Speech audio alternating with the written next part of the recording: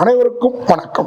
நான் உங்கள் பத்திரிகையாளர் RS கார்த்திக். இந்த வீடியோவில் நம்ம பார்க்க இருக்கிறது நம்ம வேற லெவல் சினிமா சேனலோட சினிமா விமர்சனம்.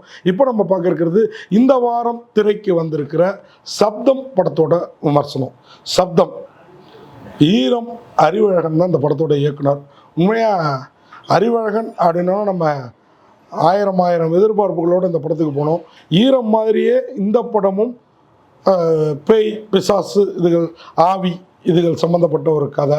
அதனால் வேறு லெவலில் பண்ணியிருப்பார் அப்படின்னு போனோம்னா அறிவழகன் இன்னைக்கு டெக்னிக்கலாக தமிழ் சினிமாவில் நிறைய மாற்றங்களை இந்த படத்தின் மூலயமா கொண்டு வந்திருக்கிறாரு. அந்த விதத்தில் அறிவழகன் ஈரம் அறிவழகனாக நமக்கு தெரியல, வேறு லெவல் அறிவழகனாக தெரிஞ்சார். ஆனால் என்ன ஒன்று, அந்த வேறு லெவல் நம்ம லெவலுக்கெல்லாம் ஈக்குவலாக அப்படின்னு கேட்டிங்கன்னா, நமக்கெல்லாம் இந்த படம் அவர் பண்ணியிருக்கிற அந்த டெக்னிக்கல், அந்த இத்தியாதி விஷயங்கள், ஒளி இதெல்லாம் காட்டியிருக்கிற மாற்றங்கள், இதெல்லாம் நம்மளை மாதிரி ஒரு 40, 45, 50 கடந்தவர்களை எந்த அளவுக்கு இருக்குன்னு என்னால் சொல்ல முடியாது.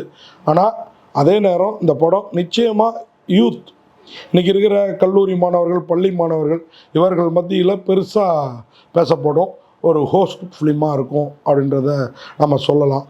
அதே நேரம் நமக்கான விஷயங்களும் படத்தில் இல்லாமல் இல்லை.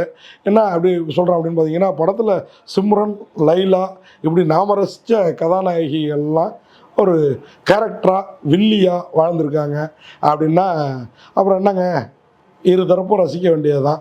ஆனால் எந்த அளவு ரசிக்கலாங்கிறதுக்கு இப்போ கதையை பார்ப்போம். இந்த படத்தோட கதை மிருகம் ஆதி அவர் தான் இந்த படத்தில் கதையின் நாயகர். அவர் ஒரு ஆவி, அதெல்லாம் ஆராய்ந்து இந்த இடத்துல ஆவி இருக்குது இல்லை, அந்த ஆவியால் பிரச்சனை இருக்குது இல்லை அப்படிங்கிறத கண்டுபிடிக்கிற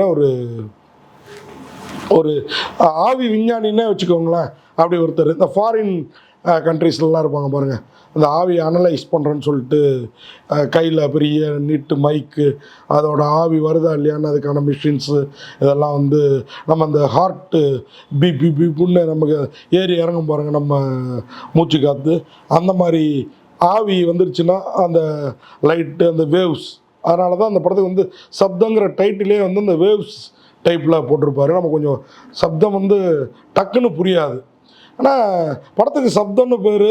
நிசப்தமான நேரங்களில் தானே ஆவி பேய் பிசாசெல்லாம் அவ்வளோ வரும். இவர் என்ன சப்தம்னு வச்சுருக்கிறாருன்னா, அந்த நிசப்தத்துலேயும் சப்தம் இல்லாமல் வர்ற ஆவிகள் அது ஏன் வருது, எதுக்கு வருது, இந்த படத்தில் எப்படி வருது அப்படின்னு பார்த்தீங்கன்னா, ஒரு கல்லூரி, ஒரு மாணவனும் மாணவியும் காதலர்கள் மேலேருந்து விழுந்து இறந்துடுறாங்க. அவங்க இறந்த பிறகு இங்கே ஏதோ கெட்ட அமானுஷ்ய சக்திகள் இருக்குது, அது என்னான்னு போய் பாருங்கள் அப்படின்னு அந்த கல்லூரிக்கு அனுப்பி வைக்கப்படுறாரு ஆதி. அங்கே பார்க்குறாரு. அவர் பார்க்குறப்போ கொஞ்ச காலத்துக்கு முன்னாடி அந்த கல்லூரியில் பிரின்ஸ்பாலாக இருந்த ஒருத்தங்க நிறைய மாற்றுத்திறனாளி குழந்தைகளை தத்தெடுத்து வளர்த்துருக்காங்க.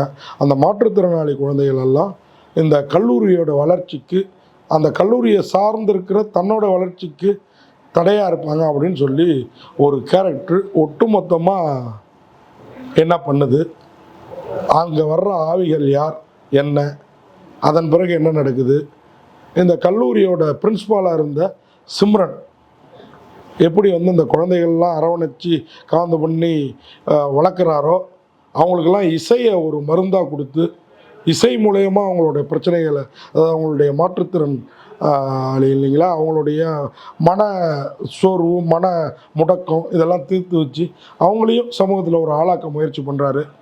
அதை தடையாக யார் நினைக்கிறா அப்படின்னு பார்த்தீங்கன்னா, அதுதாங்க இந்த படத்தோட கதை. அவங்க பண்ணுற அயக்கியத்தனங்கள் தான் இந்த ஆவி அந்த கல்லூரியில், மெடிக்கல் காலேஜில் நடமாடுறதுக்கான காரணம். அந்த காரணத்துக்கு பின்னாடி கல்லூரியோட தாளாளரும் இருக்கிறாரா, என்ன, அவர் யார் அப்படின்னு பார்த்தீங்கன்னா, அவர் ராஜீவ் மேனன். இந்த அயோக்கியத்தனங்கள்லாம் செய்கிறது அப்போ ராஜீவ் மேனனான்னு கேட்டிங்கன்னா, அதுதான் இல்லை, சஸ்பென்ஸாக ஒரு கேரக்டர் வருது. அந்த கேரக்டர் யாருன்னு படம் பார்த்து தெரிஞ்சுக்கிங்க நீங்கள். அப்போது ராஜீவ் மேனனுக்கே தெரியாமல் ஒரு ஃபாரினில் ரிசர்ச்சு, மேல் படிப்பு, இன்னும் பல மீட்டிங்ஸு, இந்த மெடிக்கல் சம்மந்தமான விஷயங்களுக்காக அயல்நாட்டிலே லண்டன் அந்த மாதிரி இடத்துலையே இருக்கிறாரு. 20 வருஷமாக உடல்நிலை முடியாமல் படுத்திருக்கிற சிம்ரனை கூட பார்க்க வராமல் இருக்கிறாரு, தன் மனைவியை கூட. அதன் பிறகு என்ன ஆகுது, சிம்ரன் ஏன் உடல்நிலை முடியாமல் படுத்திருக்கிறாங்க, இது எல்லாத்துக்கும் ஆவியை கண்டுபிடிக்க வந்த ஆதி இது எல்லாத்தையும் கண்டுபிடிக்கிறாரு. கிளைமாக்ஸில் என்ன ஆகுது ஏதாகுது அப்படிங்கிறது தாங்க இந்த படத்தோட கதையும் களமும். இந்த படத்தோட சப்தம் அப்படிங்கிறதுல இந்த ஆவிகள், இந்த அமானுஷ்ய சக்திகளோட சப்தம் தான் படம் மொத்தமும். ஆதி ரூபனாக வராரு, லக்ஷ்மி மேனன் அவங்க தான் அவந்திகாவா, இதில் ஆதிக்கு உதவுகிற ஒரு மருத்துவக் கல்லூரி மாணவியாக அவங்க வராங்க. அவங்களுக்கும் சிம்ரனுக்கும் என்ன சம்மந்தம், அதை வச்சு ஆதி எப்படி ஸ்க்ரூட்டனைஸ் பண்ணுறாரு எல்லாம். அதுமாதிரி சிம்ரன் டயானாங்கிற கல்லூரி முதல்வராக வர்றாரு, மருத்துவக் கல்லூரி முதல்வராக. லைலா அவங்க நான்சி டேனியல் அப்படிங்கிற கேரக்டரில் ஒரு நம்ம லைலாவா இது அப்படின்னு கேட்குற மாதிரி உடம்பு உருவத்தில் பொறுத்தது இல்லாமல் கேரக்டரையும் அப்படி ஒரு கேரக்டர் எடுத்துருக்குறாங்க. உண்மையாக கொடூரமான ஒரு கேரக்டர் வேறு லெவலில் பண்ணியிருக்கிறாங்க. ரெட்டின் கிங்ஸ்லி அவர் வந்து ஆரோக்கியங்கிற ஒரு கேரக்டரில் ஆதிக்கு அந்த கல்லூரியில் இங்கே போனால் இது நடக்கும், அங்கே போனால் அது நடக்கும், கிட்டத்தட்ட ஒரு பியூன் மாதிரி ஒரு கேரக்டர். ஆனால் வேறு லெவலில் அதை எடுத்துகிட்டு போயிருக்கிறாரு. அவர் தான் முதல் பாதையில் நமக்கு என்டர்டைன்மெண்ட் பண்ணுறது. அதுக்கப்புறம் எம்எஸ் பாஸ்கர் அவர் வந்து ஆண்டனிங்கிற ஒரு கேரக்டரில் இந்த பிள்ளைங்கள்லாம் வளர்க்குறதுக்கு சிம்ரனுக்கு உதவுறாரு. அதன் பிறகு அந்த பிள்ளைகளுக்கு என்ன ஆகுது, அதன் அவங்கள அது மூலயமா எம்எஸ் பாஸ்கருக்கு என்ன ஆகுது. அப்புறம் ராஜீவ் மேனன் அவர் தான் டேனியல், அதாவது சிம்ரனோட ஹஸ்பண்டாக வராரு.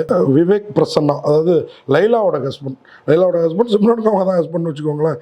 விவேக் பிரசன்னா தீபக் அப்படிங்கிற ஒரு கேரக்டரில் அவர் மட்டும் உட்காந்து இடத்த விட்டு நகர மாட்டேங்கிறாரு. ஆதிக்கு ஃபுல் அட்வைஸும் வழங்குறவர் அவர் தான். அதேமாரி அபிநயா வந்து நம்ம நாடோடிகள் படத்தில் வந்த அபிநயா இதில் வந்து மதர் கேரக்டரில் உண்மையாக ஒரு அந்த மாதிரி ஒரு குழந்தைய பெற்ற ஒரு தாயாக உருக வச்சிடுறாங்க. இந்த படத்தை வந்து அறிவழகன் எழுதி இயக்கியிருக்கிறாரு. படத்தில் வந்து டெக்னிக்கலாக பிரமாதமாக இருக்கிற படம். ஸ்கிரிப்டில் கொஞ்சம் சில இடங்களில் தூக்கத்தையும் தொய்வையும் தருது. அதை அறிவழகன் நினச்சிருந்தால் தவிர்த்திருக்கலாங்கிறது நம்முடைய கருத்து. அதுமாதிரி தமனோட மியூசிக் காதுகளை ரணமாக்கிடுது. என்னதான் ஆவி சத்தம், ஆவி வந்து நம்ம கையில் வச்சுருக்க காஃபி டம்ளர், காஃபி கப் இதன் மூலயமாலாம் உள்ளே புந்து வேறு லெவல் சத்தம் கொடுக்குங்கிறது நமக்கு உணர வைக்கணும்னு காதை கிழிச்சிடுறாங்க. அதை இன்னும் கொஞ்சம் கம்மி பண்ணியிருந்துருக்கலாம். 7G சிவா தான் இந்த படத்தோட ப்ரொடியூசர். அருமையான ஒரு படத்தை கொடுக்க முயற்சி பண்ணி அதில் முழுசும் வெற்றி பெற்றிருக்கிறாரு.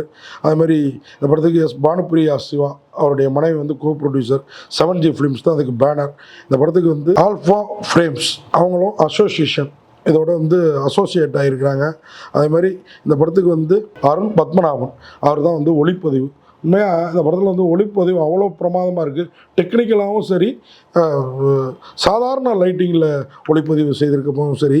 அதுமாதிரி சாபு ஜோசப்போட படத்தொகுப்பு இன்னும் கொஞ்சம் கத்திரியை தீட்டியிருக்கலாம் அப்படிங்கிறது நம்ம கருத்து. இந்த படத்துக்கு ஸ்டன்னர் ஷாம் அவருடைய சண்டை காட்சிகளும் மனோஜ்குமாரோட கலை இயக்கமும் பெரிய பலம். உண்மையாகவே இந்த சப்தம் சப்தமாக வெற்றியை கொடுக்காது அப்படின்னாலும் நிசப்தமாக 10/11 கழிந்துடாது, வந்த படங்களில் ஒன்றாவும் போயிடாது. இது டெக்னிக்கலாக எல்லோராலும் பாராட்டப்படும், பார்க்கப்படுங்கிறது நம்முடைய எதிர்பார்ப்பு. பார்க்கலாம் பொறுத்திருந்து. நன்றி, வணக்கம்.